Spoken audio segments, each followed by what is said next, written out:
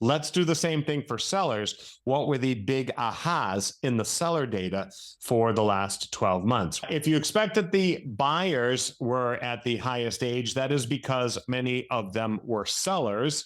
And so the typical age of a seller last year was also a baby boomer age of 63, also the highest in the last 4 decades. So however you slice this market, 3/4 of it is baby boomers making the moves.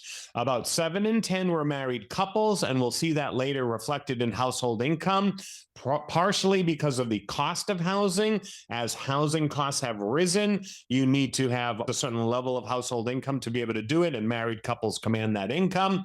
And of course, baby boomers decreasingly would have fewer and fewer children under the age of 18 at home. 77% did not. Most sellers sold their property for 100% of the asking price. That does not mean that there weren't price reductions. We will see that. But by and large, homes sold for what they were asking to be bought at. That is also the highest since 2002. They spent an average of 3 weeks on market, so it is still a very fast marketplace. Remember that this data cuts off in the summer of this year. We've seen that grow a little bit more in the 3rd quarter of this year, but we are still in a very fast inventory shortage driven marketplace. 9 out of 10 of sellers worked with an agent as well at 88%.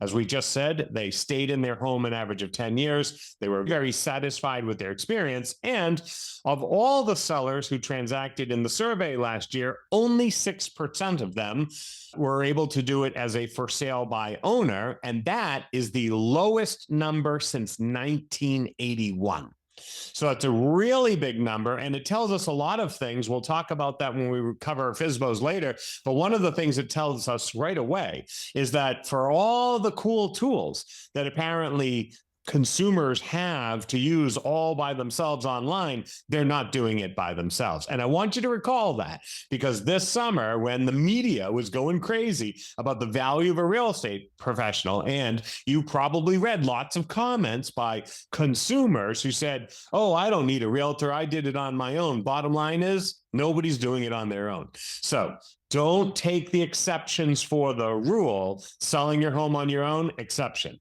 not the rule. Most people don't want to perform surgery on themselves. Most people want to sit in the back of the plane, not drive it themselves. And most people need great help and appreciate it and are highly satisfied by it at 90% when they sell their home.